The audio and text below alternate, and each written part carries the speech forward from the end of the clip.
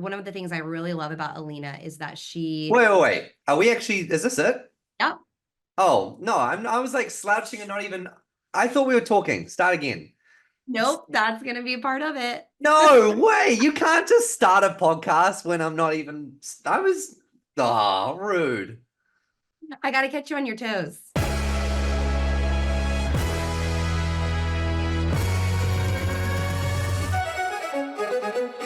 Welcome to the LeadrPulse Podcast, the podcast for leaders revolutionizing the world of work.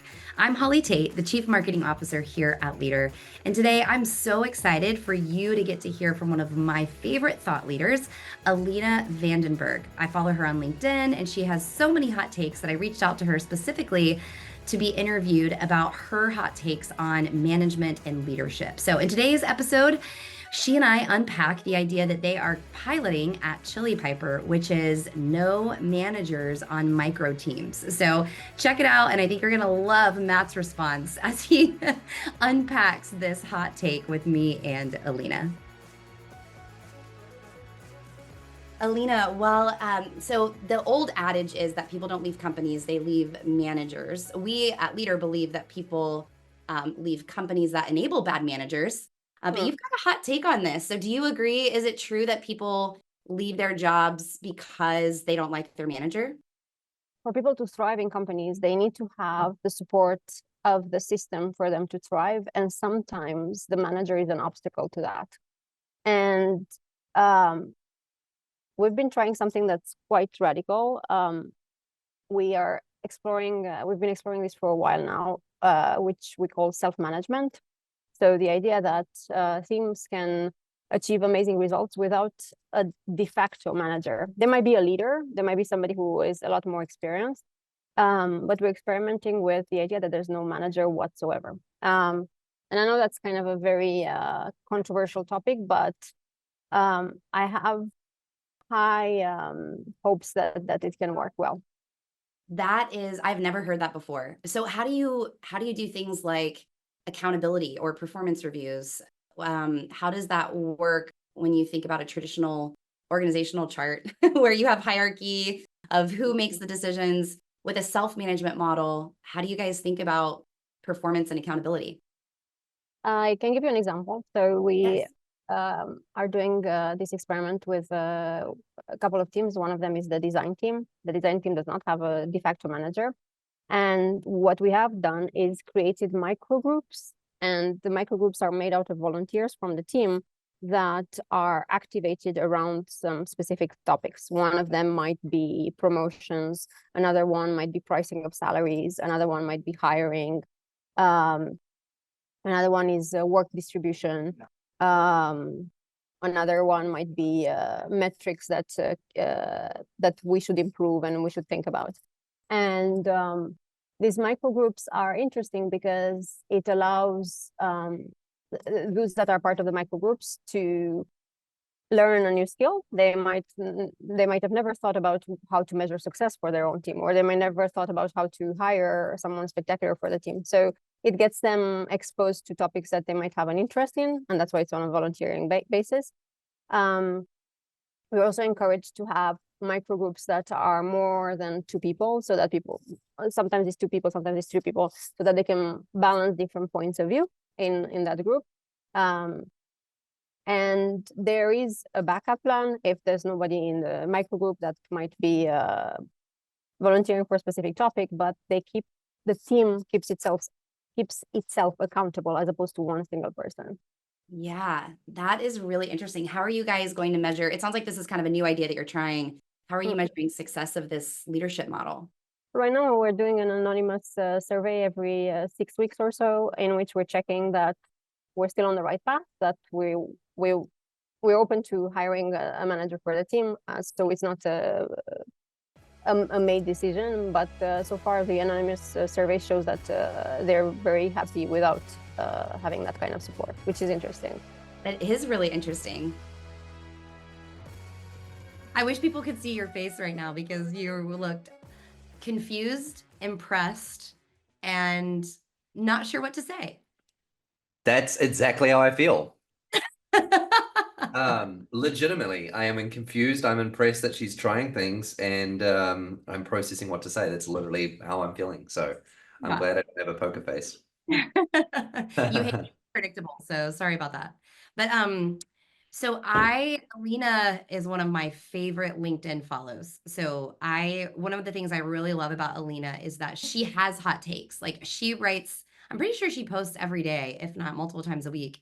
And it is Chili Piper is, the company that she and her husband Great co-found. company. They have a really cool tool. Yeah. I really And like it. yeah, and so that's what's so interesting is like, I don't know the ins and outs, and we didn't talk in this podcast about like their revenue and are they meeting their goals, but from the outside, it seems like they are a successful company as far as, scaling and growing. I'm sure they have their challenges just like all of us. But I really appreciate that she's willing to try new things. Me So too. I wrote down before we get too far ahead of ourselves, I wrote down a few things that stuck out to me to kind of anchor the conversation. So the term self-management, it's I a caught that too. thing. She then said, now there might be a leader on the micro team, but not a de facto manager. So I think that's really interesting of like, she's calling out that there is a difference between a leader and a manager. Um, and then the concept of people from the team volunteering to do certain de facto manager tasks so that they can grow and develop in that area. And then that the teams hold themselves accountable, which I know you have a hot take on if that's possible or not. So let's start with this idea of self-management. How did that strike you, Matt? Well, first, I have massive kudos to her for trying new things. I actually had as I was listening, because I didn't listen to this beforehand. I just listened to it just then. And so it's good to get the live reaction, I think. I had the same reaction as I did when I heard that Shopify was going to do away with meetings. Do you remember when that came out? What did they Mhm. say? They said any more than two people you can't meet with. Yeah. Yes. That it's And like a no or yeah, your balloons are going up on I here. still haven't figured out how to turn off my emojis in Zoom. If you guys aren't watching this on YouTube and you're just listening to it, you're really missing some hilarious Zoom reactions from Matt. So I had the same reaction. I was like, well, that is probably not going to work. But I think I love that you're pushing the envelope. And I like Mhm. that people are trying new things. So self-management, I mean, the concept is spot on. I think we should always encourage and inspire our employees to lead themselves first. We are the hardest people that we will ever lead. If you can't lead yourself, you can't lead others. So I think self-management as a concept is really smart. In the execution of it, I don't understand how you're going to drive and push results forward, especially if people have lower standards of excellence than you do. Mhm. But what's interesting is, and we've talked a lot about this here at Leadr, is the shift from management to coaching and Generation Z and specific. Sure. Which, if you haven't seen that graph from us, email me and I'll send it to you, holly.tate@leadr.com. But there's a graph from an organization called McCrindle, and they visualize it perfectly because typically millennials and Generation Z get bucketed together in the like younger people. And then Gen X and boomers get bucketed together for like the older people. But the way that McCrindle lays out that each generation's perspective or desire of leadership, the big shift that happens is for Generation Z. Millennials and Gen X actually align on a more flat leadership structure, but there's still a clear leader or a clear manager Right. of that team. But in their graph, Generation Z views themselves as the team. They're connected. It's like a triangle of three dots. That's the team. And the leader is not even connected to the triangle. They're like on the outside of the chart. And what McCrindle is trying to show through that visualization is that Generation Z views their leader as just a mentor or a Yeah. guide, not as what she's calling the de facto manager, or what we would typically call like the boss, that is, mandating or directing things from the top down. It's the team decides, and the manager is there to just give guidance. And so that's and I know that Chili Piper, their company, is made up of a huge part of their team are Generation Z and younger people entering the workforce for the first time.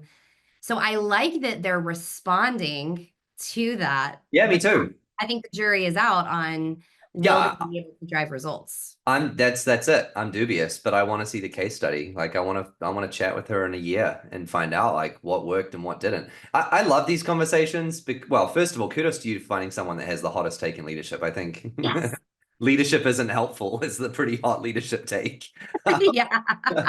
Um, I like to chew the meat and spit the bone on a lot of these things. So I agree with the idea of self-management. I always feel like people should take accountability for their own results and be their own self-motivators. I agree with what she said next about the growth opportunity. People get to learn new disciplines and new facets. I love that too. But just do stretch projects. I mean, but then the ultimately the heart behind all of this is that quote that we've used far too many times from PJ Fleck. Bad teams, no one leads. Average teams, the coach leads, but elite teams are player-led or peer-led. And so I love that concept. I think peer accountability is the best accountability.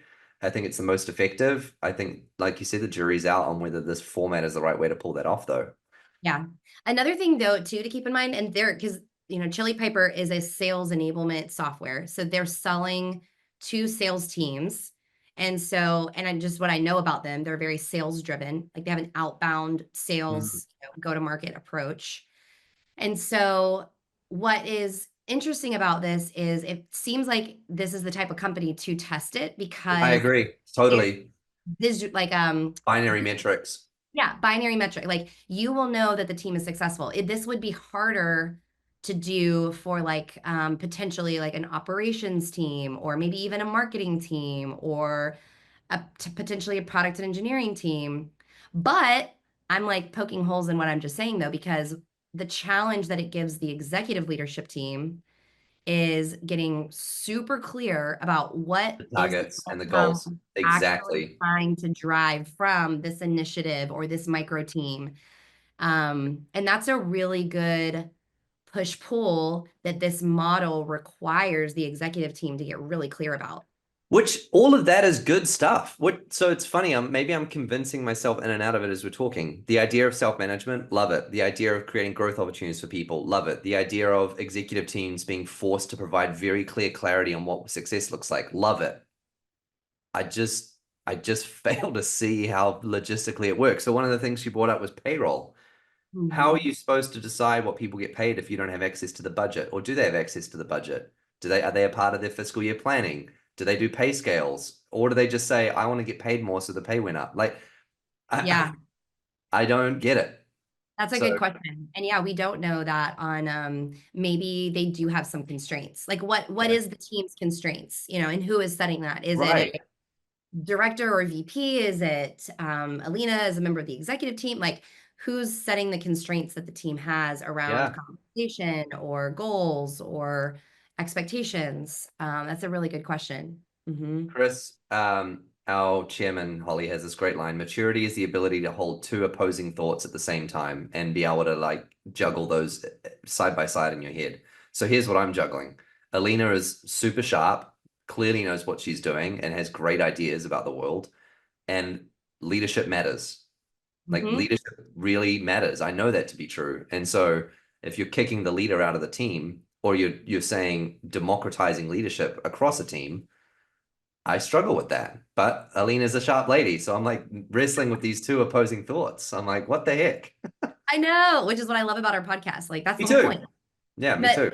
but here's something that she didn't say though. So she said, now there might be a leader who has more experience, but there's not a de facto manager. So she's not saying that leadership doesn't matter, but it's my takeaway is like the traditional role of the top-down accountability mechanism. They're pushing down for like a bottoms-up approach. I So I yeah. get it. It just feels like you're gonna make decisions via consensus. Yes. So I think that is the big, and that's what I would love to hear from Alina, like maybe in a few months from now after they've done this for a while. Because this interview, I think I did with her maybe like 2 months ago or so. So I would love, even when I send her this episode, I would love to even hear how she thinks it's going. Because my point was when what you just said, decision by consensus. My fear is that it slows down results Right. team feels like they have to agree on everything in order to move forward. And like at the end of the day, if everyone does disagree, who does make the decision? Yeah, that's the question I have. So I'm super, super curious. Super Mhm. curious. Yeah. So yeah, some actionable takeaways. What does it look like for you to potentially try this on your team of micro teams? So that was another thing that she said. She didn't say they're like doing this across the board, like Yep. every single team, there's no managers ever. But they're trialing this with micro teams. And so, yeah, what might this look like for your team? I think having clear, visible goals is the first place to try that. Um, and and then yeah, the jury is out on is it effective? Can you have successful results-driven teams without the traditional de facto manager role? Can a team Right. truly have self-accountability as a group of people or not? And where my head is going is how much better do we need to communicate the goals and the clarity around the outcome and the constraints towards that outcome, so that if we weren't available or that you weren't a de facto leader across a team, that the team could still accomplish those results. I think even if you did have a leader, being able to crystallize as clearly as possible what winning looks like, there's no way that doesn't produce a good outcome anyway. So that's where I'm feeling convicted right now, is how do you provide such clarity that you don't need to be in the room to see the business move forward? I'm That's really a glad great challenge. I'm really glad you said that, because we were actually on a call. You and I were on a call with one of our clients, and we were working through. They're trying to get really clear about OKRs on their team for the first time. Yeah. And I remember in our time with them, one of the team members said, "Oh yeah, this is what it was. They don't have recurring executive team meetings. They have them whenever the CEO is available." Right. And I remember I challenged them and I said, okay, that right there is a yellow flag for me, because we need to set such clear OKRs that the team can operate without Bingo. the CEO in the room or on Zoom. And so I think that's the big takeaway for me on this that you just verbalized so well, of like, how do we give our frontline employees so much clarity that they know what winning looks like every single day? Yeah. 1000%. So good. Well, you win the hottest take guest award. That is crazy. You know, I I love winning. So I'll smell the roses on that today. Thanks for listening to today's podcast with Alina Vandenberghe. Make sure you go to our website, Leadr.com, and sign up for the LeadrPulse newsletter that we send out every week. That's the latest actionable insights for leaders revolutionizing the world of work. And I want to encourage you to go follow Alina on LinkedIn, where she posts regularly about her hot takes around business or leadership. We'll catch you next time on the LeadrPulse podcast.